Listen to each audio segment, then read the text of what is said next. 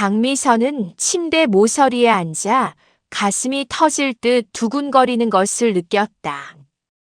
68세의 나이에 이런 감정을 다시 느끼게 될 줄은 상상도 못했다. 샤워 가운 안쪽으로 느껴지는 피부의 감촉이 낯설었다. 최민호가 침대 끝에서 천천히 다가오며 그녀의 손을 잡았다. 그의 손은 뜨겁게 달아올라 있었고 미세하게 떨리고 있었다. 두 사람 모두 긴장하고 있었다. 결혼식을 올린 지 불과 5시간. 이제 그들은 부부였다. 미선 씨. 아니, 이제 여보라고 불러야겠네요. 민호의 목소리가 낮고 걸걸하게 울렸다.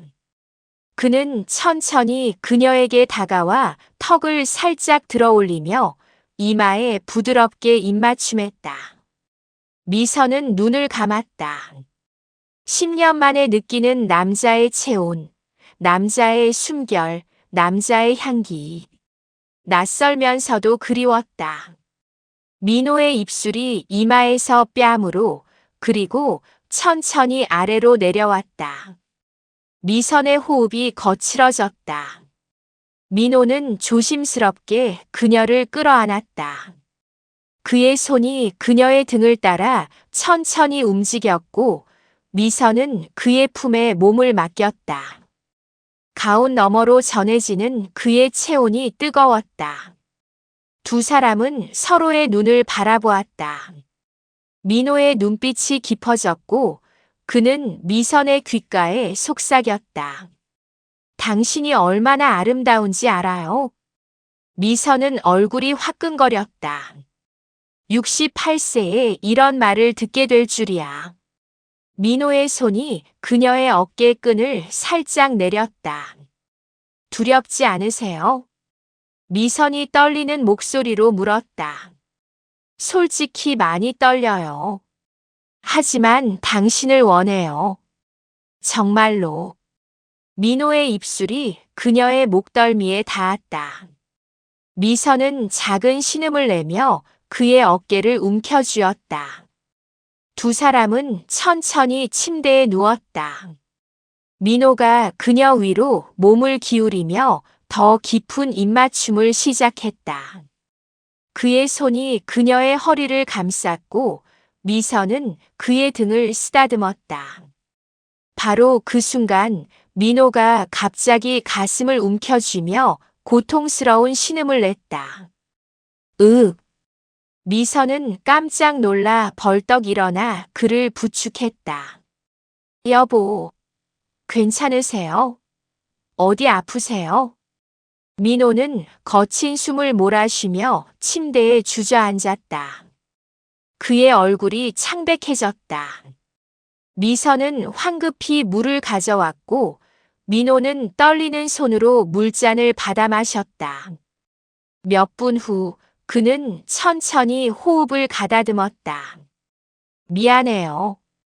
약을 안 챙겨 먹어서 그런가 봐요. 약이요? 무슨 약을 말씀하시는 거예요? 미선의 목소리에 당혹감이 묻어났다.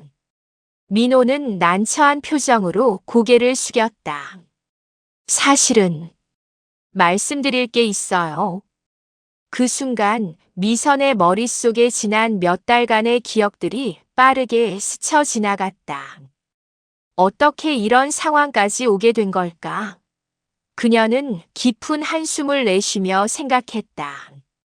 모든 것은 6개월 전 봄날부터 시작되었다. 68세의 박미선은 아침 햇살이 따스하게 비치는 창가에서 커피를 마시고 있었다. 남편을 10년 전 교통사고로 떠나보낸 후 그녀는 혼자 사는 것에 어느 정도 익숙해졌다고 생각했다. 하지만 최근 들어 외로움이 더 깊어졌다. 아들, 딸은 각자의 가정이 있어 바빴고 친구들도 하나둘 건강 문제로 만나기 어려워졌다. 어느 날 딸 수진이 전화를 걸어왔다. 엄마, 문화센터에서 글쓰기 교실 한대요. 엄마 글 잘 쓰시잖아요. 한번 다녀보세요. 집에만 계시면 우울해지실 것 같아서요. 처음에는 망설였지만 집에서 텔레비전만 보며 지내는 일상을 바꾸고 싶었다. 미선은 용기를 내서 인생 2막 글쓰기 교실에 등록했다. 첫 수업날 그녀는 일부러 1시간 일찍 도착했다. 너무 긴장한 나머지 화장을 3번이나 고쳤고 옷도 4벌이나 갈아입었다. 강의실에 들어서자 아직 아무도 없었다. 미선은 창가 쪽 자리에 앉아 가방에서 노트와 펜을 꺼냈다. 손이 떨렸다. 왜 이렇게 떨리지? 학생도 아니고. 하나둘 사람들이 들어오기 시작했다. 대부분 60대에서 70대로 보이는 중장년층이었다. 그때 한 남성이 그녀 옆자리에 앉았다. 미선은 슬쩍 옆을 보았다. 단정한 회색 스웨터에 깔끔하게 빗은 머리, 온화한 인상의 남성이었다. 안녕하세요. 여기 자리 비어 있죠? 그가 먼저 말을 걸었다. 목소리가 차분하고 부드러웠다. 네, 앉으세요. 저는 최민호라고 합니다. 74세예요. 그는 자연스럽게 손을 내밀었다. 미선은 잠시 당황했지만 그의 손을 맞잡았다. 박미선입니다. 68세고요. 글쓰기는 자주 하시나요? 아니요, 처음이에요. 딸이 권해서 용기 내봤어요. 선생님은요? 저도 처음입니다. 평생 고등학교에서 수학을 가르쳤는데 은퇴 후에 뭔가 새로운 걸 배우고 싶더라고요. 숫자만 다루다가 이제는 감성도 좀 길러볼까 해서요. 그가 웃으며 말했다. 그의 웃음에는 따스함이 있었다. 미선은 모르게 입가에 미소가 번졌다. 수업이 시작되고 강사는 첫 과제로 내 인생의 전환점이라는 주제를 제시했다. 미선은 망설이다가 남편과의 마지막 여행에 대해 쓰기 시작했다. 제주도 바다, 남편의 웃음소리, 그리고 일주일 후 일어난 비극적인 사고. 펜을 쥔 손에서 눈물이 떨어졌다. 그녀는 황급히 눈물을 닦았다. 괜찮으세요? 민호가 조용히 물었다. 그는 손수건을 건넸다. 네, 괜찮아요. 감사합니다. 수업이 끝난 후 민호가 조심스럽게 물었다. 혹시 괜찮으시면 커피 한 잔 하실래요? 근처에 조용한 카페가 있어요. 오늘 수업이 감정적으로 힘드셨을 것 같아서요. 미선은 잠시 망설였다. 낯선 남자와 커피를 마신다는 게 이상하게 느껴졌다. 하지만 그의 진솔한 눈빛에서 순수한 배려가 느껴졌다. 좋아요. 카페에 앉자 민호가 먼저 이야기를 꺼냈다. 오늘 수업에서 쓴 글이 많이 슬퍼 보였어요. 괜찮으시다면 들어줄 수 있어요. 미선은 천천히 남편 이야기를 했다. 35년의 결혼 생활, 갑작스러운 교통사고, 장례식장에서의 막막함. 말하다 보니 눈물이 또 흘렀다. 민호는 조용히 들어주었다. 저도 5년 전에 아내를 잃었습니다. 민호가 입을 열었다. 파킨슨병이었어요. 3년간 간병하면서 아내가 조금씩 저를 잊어가는 걸 지켜봐야 했죠. 마지막엔 제가 누군지도 몰랐어요. 아내가 떠나고 나서 한동안 무기력했습니다. 삶의 의미를 잃은 것 같았어요. 두 사람은 서로의 아픔을 이해하는 눈빛으로 바라보았다. 그 순간 묘한 유대감이 형성되었다. 그날 이후 그들은 매주 글쓰기 수업에서 만났다. 수업 후에는 자연스럽게 함께 차를 마시며 대화를 나누었다. 처음에는 서로의 과거 이야기, 자식 이야기를 나누었다. 시간이 지나면서 현재의 일상, 취미, 꿈 같은 이야기로 확장되었다. 3개월이 지났을 때 미선은 자신이 민호를 기다리고 있다는 것을 깨달았다. 수업이 있는 날이면 아침부터 설렜고 무슨 옷을 입을지 고민했다. 이런 감정이 낯설었지만 동시에 짜릿했다. 어느 날 민호가 특별한 제안을 했다. 미선 씨, 이번 주말에 시간 있으세요? 남한산성에 가보고 싶은데 혹시 함께 가실래요? 미선의 가슴이 두근거렸다. 이건 더 이상 단순한 친구 사이의 만남이 아니었다. 그녀는 알고 있었다. 그리고 그것이 두렵지 않았다. 좋아요. 가고 싶어요. 바로 그때부터 두 사람의 관계는 새로운 국면으로 접어들었다. 주말 아침 미선은 옷장 앞에서 한참을 고민했다. 편한 등산복을 입을까 아니면 조금 더 신경 써서 입을까. 결국 그녀는 연한 베이지색 블라우스에 청바지를 선택했다. 거울을 보며 립스틱을 바르다가 문득 멈췄다. 내가 지금 뭐 하는 거지? 68세의 데이트를 위해 화장을 하고 있다니. 부끄러우면서도 가슴 한편이 설렜다. 민호는 정확히 약속 시간에 그녀의 집 앞에 도착했다. 깨끗하게 세차한 흰색 소나타에서 내린 그는 밝은 미소로 차문을 열어주었다. 오늘 정말 아름다우시네요. 민호의 칭찬에 미선의 볼이 붉어졌다. 이런 말을 들은 게 얼마 만인지 기억도 나지 않았다. 차 안에서는 잔잔한 재즈 음악이 흘렀다. 민호는 운전하면서도 가끔 미선을 바라보며 웃었다. 그녀도 창밖을 보는 척하면서 몰래 그를 훔쳐봤다. 어색하지만 달콤한 침묵이 흘렀다. 남한산성에 도착하자 가을 단풍이 절정이었다. 붉고 노란 단풍잎들이 햇살을 받아 반짝였다. 두 사람은 천천히 산책로를 걸었다. 처음엔 적당한 거리를 두고 걸었지만 민호가 험한 길에서 자연스럽게 손을 내밀었다. 조심하세요. 여기 돌이 미끄러워요. 미선은 그의 손을 잡았다. 거친 손이었지만 따뜻했다. 손을 잡는 순간 전기가 흐르는 듯한 느낌이 들었다. 민호도 같은 느낌이었는지 살짝 손에 힘을 주었다.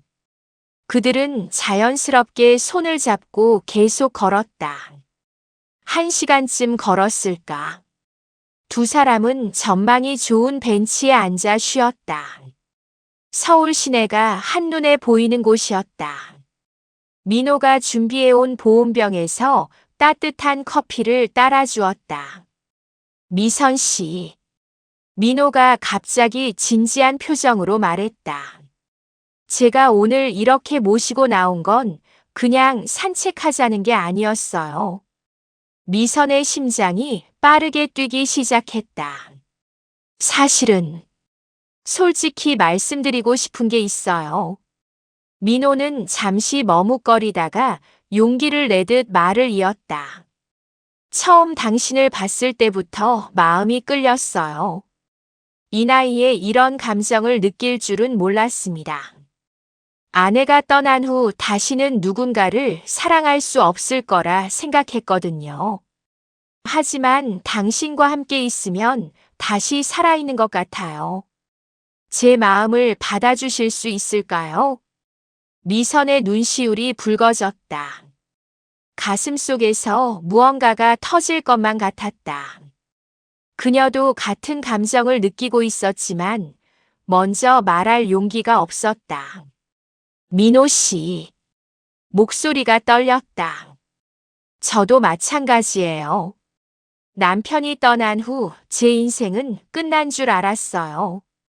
그저 자식들 뒷바라지나 하다가 조용히 살다 갈 거라 생각했죠. 하지만 당신을 만나고 모든 게 달라졌어요. 아침에 눈 뜨는 게 기대되고 하루하루가 설레요. 이런 감정을 다시 느낄 수 있다는 게 신기하고 감사해요. 민호는 조심스럽게 그녀의 손을 양손으로 감싸 주었다. 그럼 우리 진지하게 만나볼까요? 서두르지 않고 천천히요. 네, 그러고 싶어요. 두 사람은 서로를 바라보며 환하게 웃었다. 그 순간 바람이 불어 단풍잎 몇 개가 그들 주위로 떨어졌다. 마치 축복하는 것 같았다. 하산하는 길에 민호가 말했다. 배고프시죠? 근처에 맛있는 한정식 집이 있어요. 거기서 점심 먹을까요? 좋아요. 산 타고 나니 배가 고프네요. 식당은 한옥을 개조한 곳으로 분위기가 아늑했다.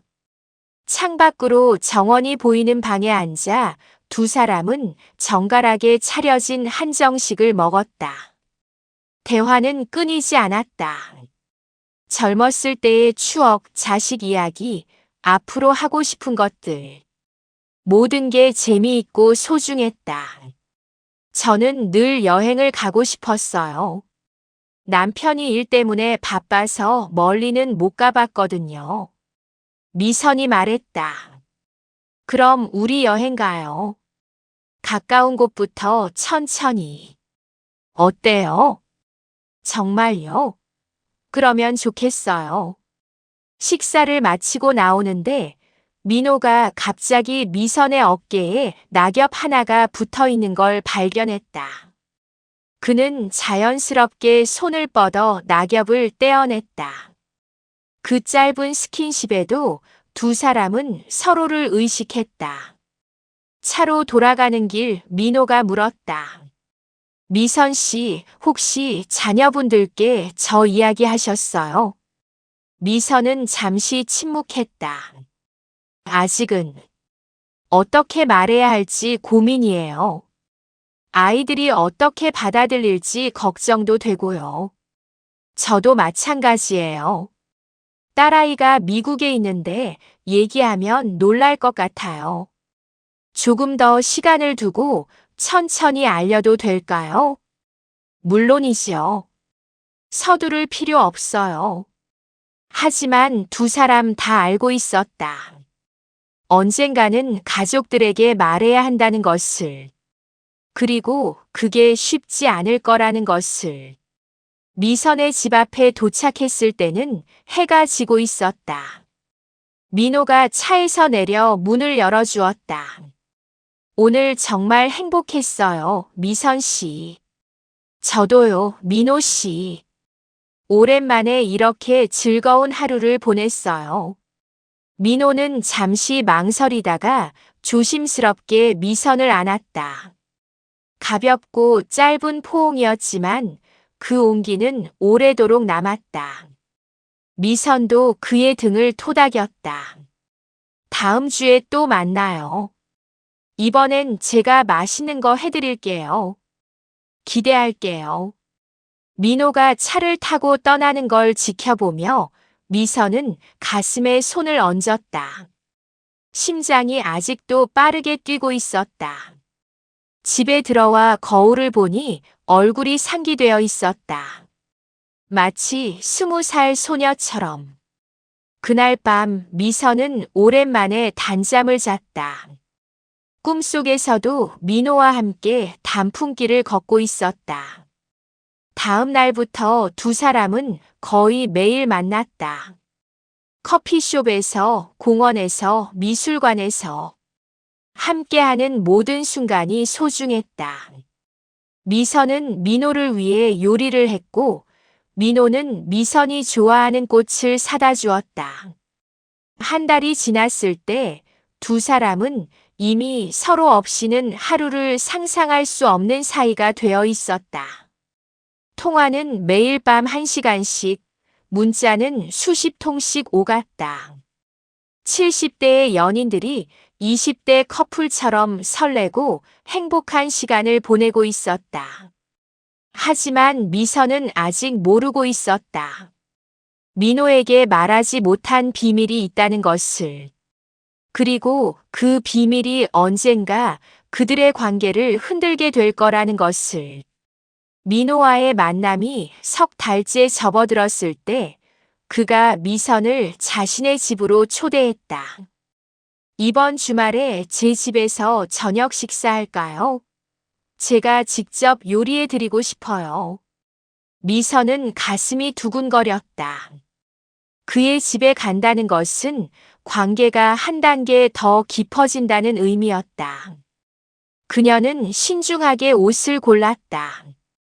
너무 격식을 차리지도 그렇다고 너무 편한 차림도 아닌 우아한 원피스를 선택했다.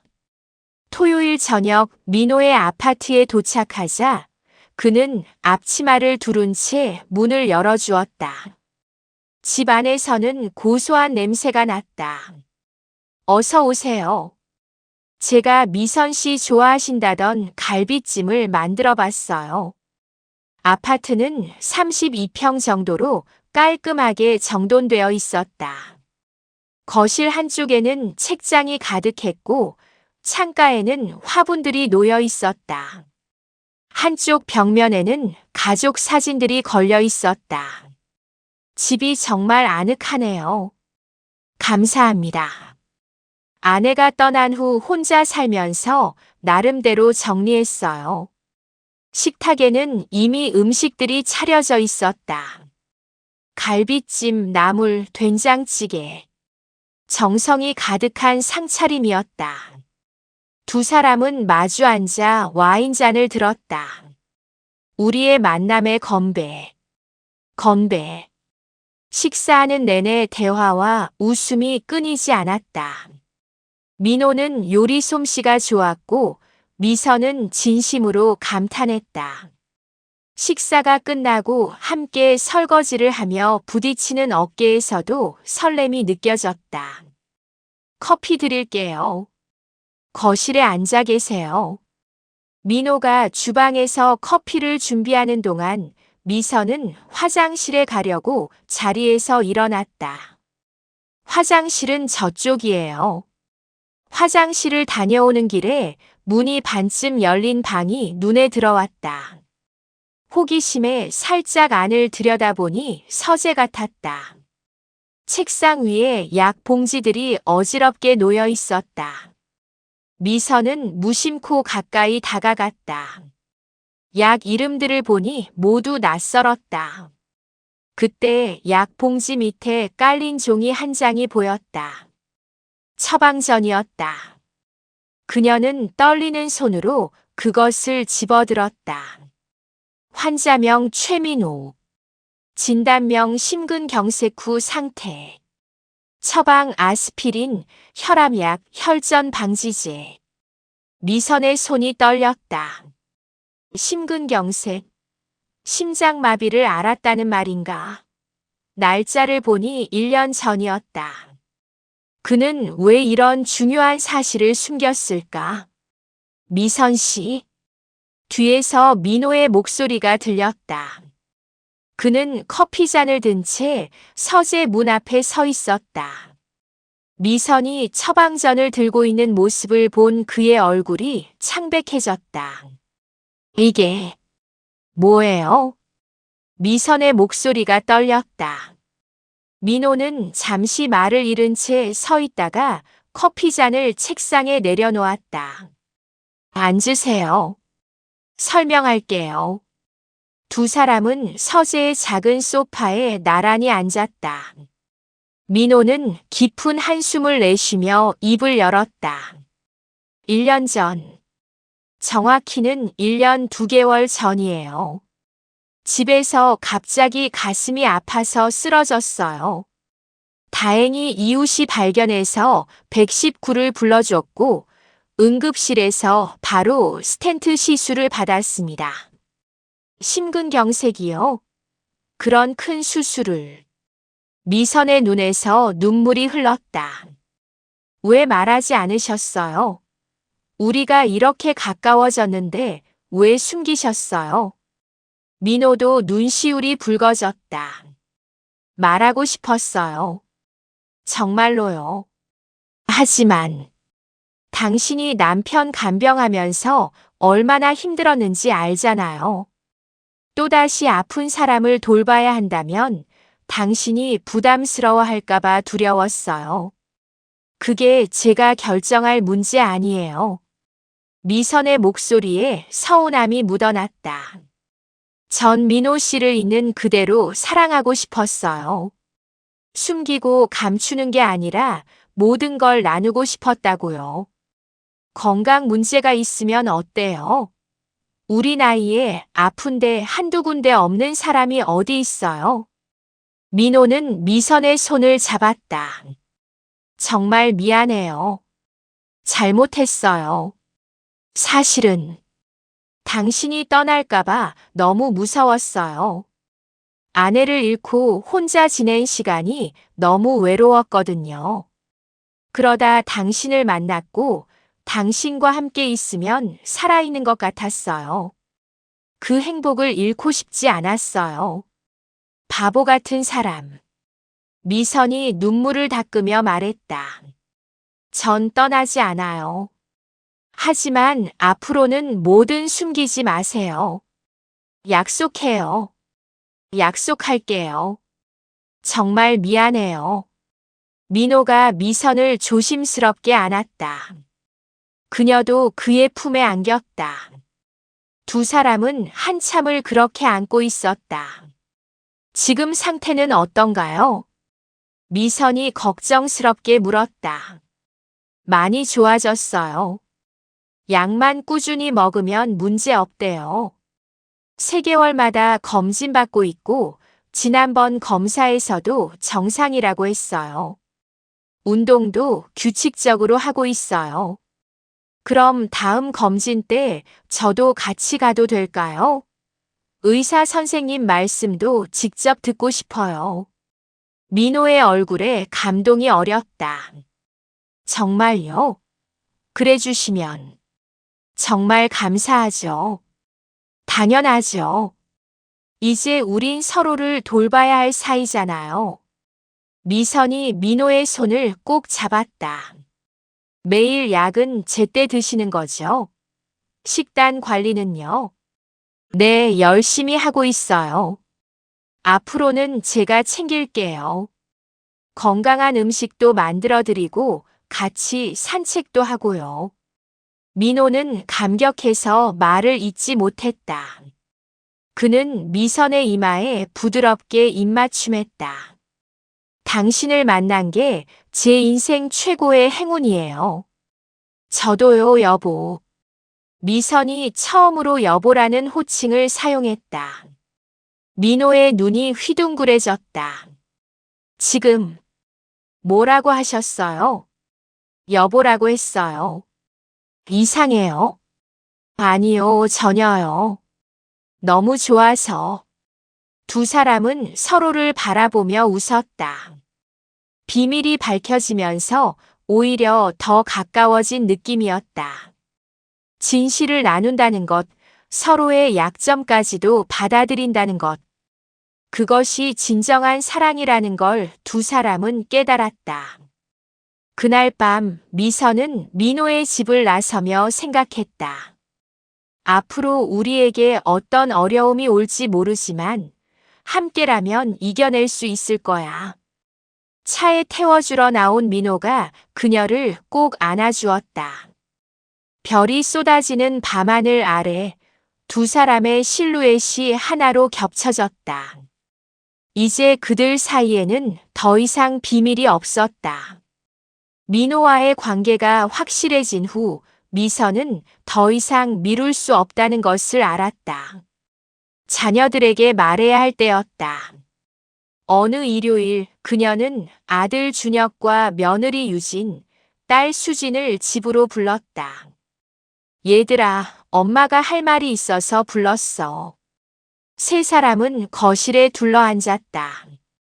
미선은 떨리는 손으로 차를 따르며 입을 열었다. 사실은 엄마가 요즘 만나는 사람이 있어. 최민호라는 분인데 재혼을 생각하고 있어. 잠시 침묵이 흘렀다. 수진이 먼저 입을 열었다. 엄마, 진심이세요? 그래. 많이 고민했는데 그분과 함께하고 싶어. 준혁의 얼굴이 굳어졌다. 엄마, 농담이시죠? 재혼이라니요? 이제 편하게 지내셔야죠. 준혁아, 엄마도 아직 인생이 남았어. 혼자 사는 게 얼마나 외로운지. 외로우면 저희가 자주 올게요. 왜 굳이 재혼을 하셔야 해요? 준혁의 목소리가 높아졌다. 그분 나이가 어떻게 되시는데요? 혹시 엄마 재산 때문에? 준혁아, 그게 무슨 말이야? 미선의 목소리도 높아졌다. 며느리 유진이 황급히 말렸다. 여보, 진정해요. 어머니, 저희도 놀라서 그래요. 그분이 어떤 분이신지 한번 만나봐도 될까요? 수진이 오빠를 노려보며 말했다. 오빠, 너무하잖아. 엄마가 행복하시다는데 왜 그런 말을 해? 너는 몰라. 요즘 노인들 노리는 사기꾼들 많아. 재혼한다고 재산 다 넘기고 나중에 버림받는 사람들 뉴스에 얼마나 많은데. 최민호 씨는 그런 사람 아니야. 미선이 소리쳤다. 그 순간 가슴이 답답해지며 숨이 막혀왔다. 그녀는 가슴을 움켜쥐며 소파에 주저앉았다. 엄마, 엄마. 아이들이 황급히 달려들었다. 미선은 거친 숨을 몰아쉬며 눈을 감았다. 준혁이 119에 전화하려는 순간 미선이 손을 들어 말렸다. 괜찮아. 잠깐 놀라서 그래. 엄마, 병원 가셔야 해요. 수진이 울먹였다. 그때 미선의 핸드폰이 울렸다. 민호였다. 수진이 전화를 받았다. 여보세요? 네, 저 어머니 딸이에요. 지금 어머니가 갑자기 쓰러지셔서. 네, 주소는. 20분 후 민호가 숨을 헐떡이며 현관문을 열고 들어왔다. 택시를 타고 달려온 모양이었다. 미선 씨, 괜찮으세요? 그는 미선에게 달려가 그녀의 손을 잡았다. 안색을 살피고 맥박을 짚어보고 이마에 손을 얹어 체온을 확인했다. 가방에서 혈압계를 꺼내 혈압을 재기 시작했다. 혈압이 좀 높네요. 진통제 드셨어요? 물 좀 가져다 주세요. 민호의 차분하고 단호한 태도에 아이들은 멍하니 서 있었다. 준혁이 물을 가져왔고 민호는 미선에게 조심스럽게 물을 먹였다. 천천히 호흡하세요. 하나, 둘, 셋. 그래요, 잘하고 계세요. 5분쯤 지나자 미선의 호흡이 안정되었다. 민호는 그제야 안도의 한숨을 쉬었다. 병원에 가봐야 할 것 같아요. 제 차가 밖에 있어요. 아니에요.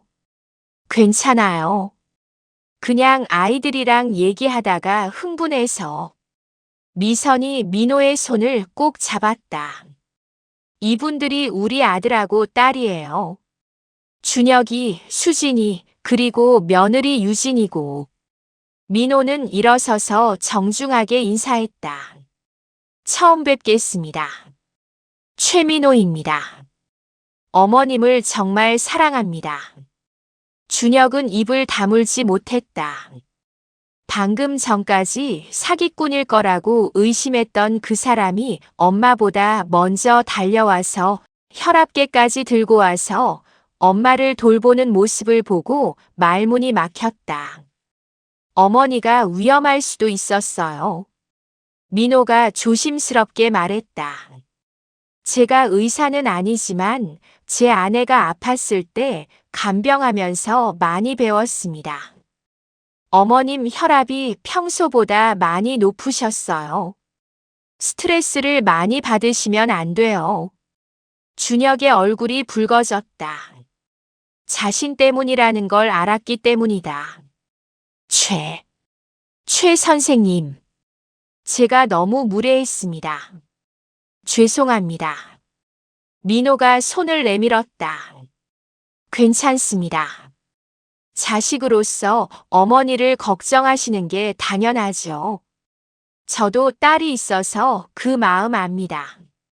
수진이 눈물을 닦으며 말했다.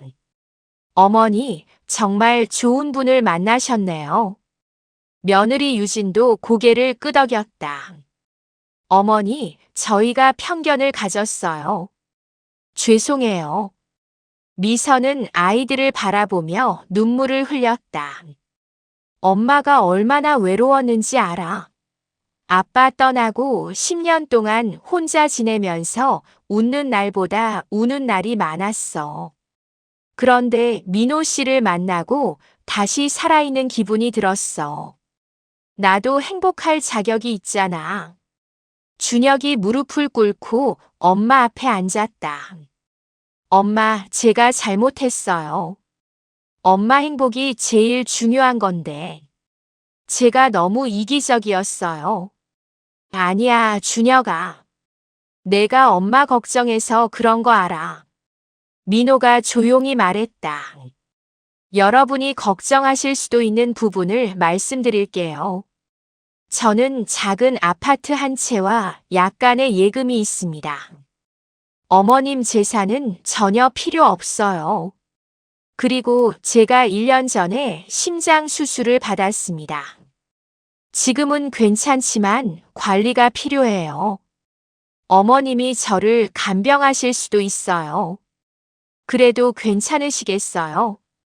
그의 솔직함에 모두가 숙연해졌다. 준혁이 민호에게 고개를 숙였다. 선생님, 제가 정말 죄송합니다. 엄마를 부탁드립니다. 아니요, 제가 오히려 어머님께 의지하고 있습니다. 서로 돌보며 살겠습니다.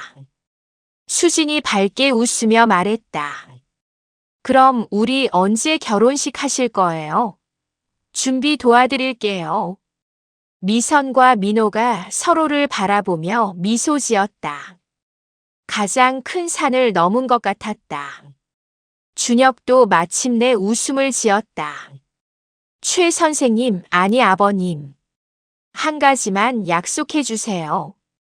우리 엄마 행복하게 해주세요. 물론입니다. 제 남은 인생을 걸고 약속드립니다. 그날 저녁 5명은 함께 저녁을 먹으며 결혼 계획을 이야기했다. 처음의 냉랭함은 사라지고 가족의 따뜻함이 거실을 가득 채웠다. 준혁은 민호에게 여러 가지를 물어보며 진심으로 그를 받아들이려 노력했다. 미선은 민호의 손을 꼭 잡았다. 가장 두려웠던 순간이었지만 민호가 보여준 헌신과 진심이 모든 것을 해결해 주었다. 이제 앞으로 남은 것은 행복뿐이었다. 가족들의 축복을 받은 후 두 사람은 본격적으로 결혼 준비에 들어갔다. 미선은 수진과 함께 예식장을 알아보았지만 화려한 곳들이 마음에 들지 않았다. 엄마, 이 호텔 어때요? 시설도 좋고. 아니야, 수진아. 너무 거창한 것 같아. 우리 나이에 그런 데서 결혼식 하는 게 어색해. 고민하던 미선에게 민호가 제안했다. 우리가 처음 만난 문화센터 정원이 어때요? 봄이면 꽃도 피고 정말 예쁘더라고요. 조촐하게 가족들만 모여서 하는 거죠. 그거 좋은 생각이네요. 4월 중순, 벚꽃이 만개한 어느 토요일. 문화센터 정원에는 20명 남짓한 하객들이 모였다. 양가 자녀들과 가까운 친척, 그리고 글쓰기 교실 친구들이었다. 미선은 하늘색 한복을 입었다. 화려하지 않지만 단아하고 우아했다. 민호는 짙은 남색 한복을 입었다. 두 사람 모두 주름진 얼굴이었지만 그 표정만큼은 20살 신랑 신부처럼 설레고 행복해 보였다. 간소한 의식이 시작되었다. 사회자도 없이 준혁이 간단히 두 사람을 소개했다. 오늘 이 자리에 모여주신 모든 분께 감사드립니다. 68세의 우리 어머니와 74세의 최민호 선생님께서 인생의 동반자로 함께하기로 하셨습니다. 참석자들이 박수를 쳤다. 민호가 미선의 손을 잡고 앞으로 나왔다. 저는 미선 씨를 만나 새로운 삶을 얻었습니다. 민호의 목소리가 떨렸다. 남은 인생, 당신과 함께 걸어가겠습니다. 기쁠 때나 슬플 때나 건강할 때나 아플 때나 항상 곁에서 당신을 사랑하겠습니다. 미선도 눈물을 글썽이며 말했다. 민호 씨, 아니, 이제 여보라고 불러야죠. 당신을 만난 게 제 인생 최고의 축복입니다. 함께 웃고, 함께 울고, 함께 늙어가겠습니다.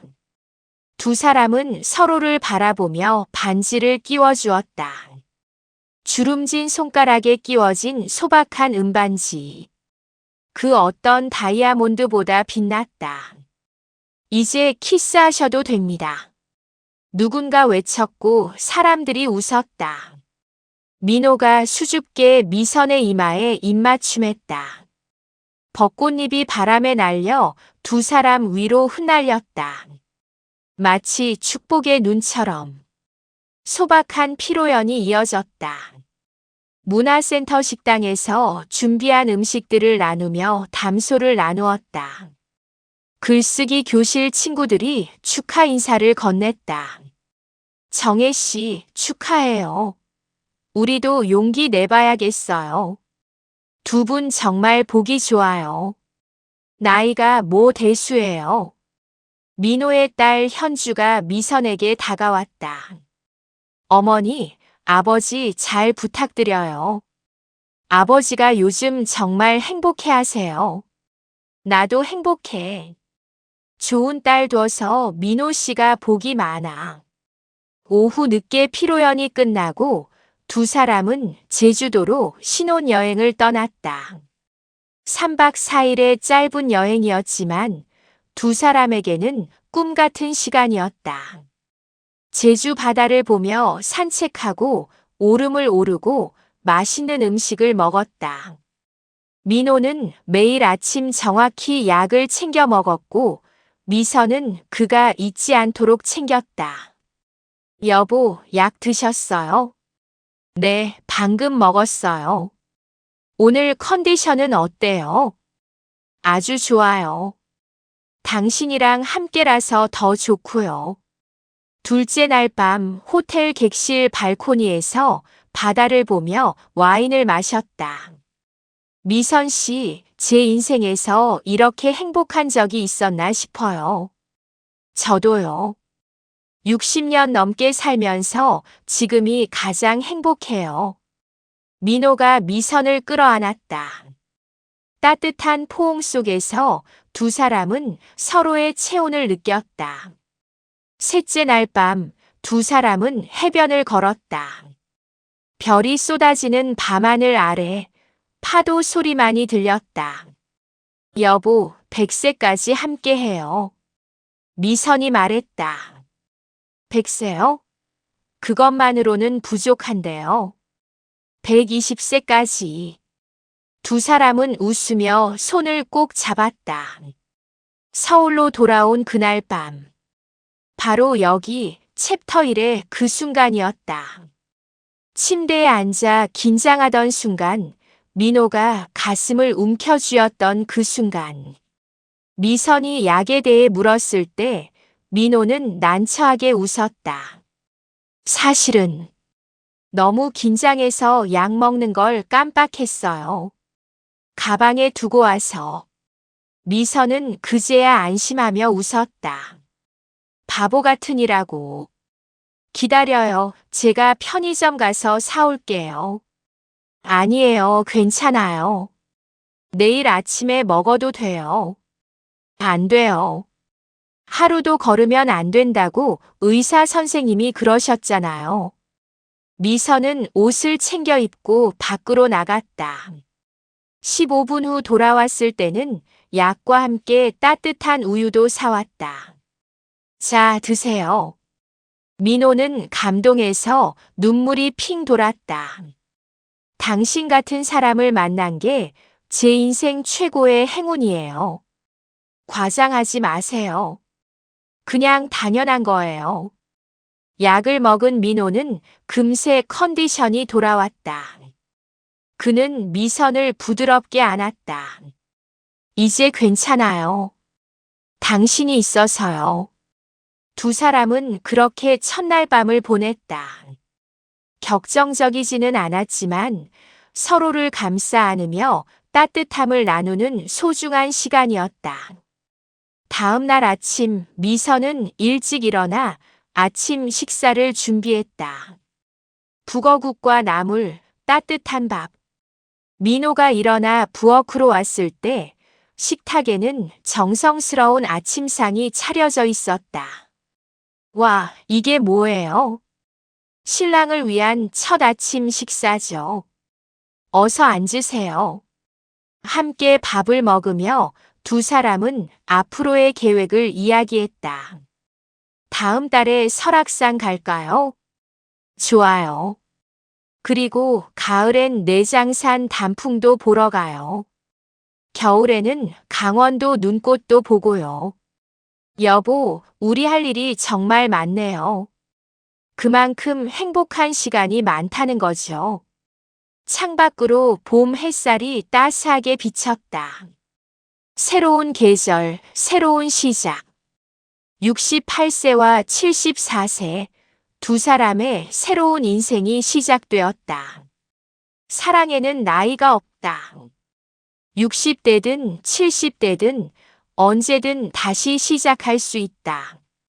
박미선과 최민호는 그것을 증명했다. 주름진 얼굴이지만 소년처럼 설레고 백발이지만 청춘처럼 빛나는 그들의 이야기. 그것은 모든 이들에게 희망을 주는 아름다운 황혼의 로맨스였다.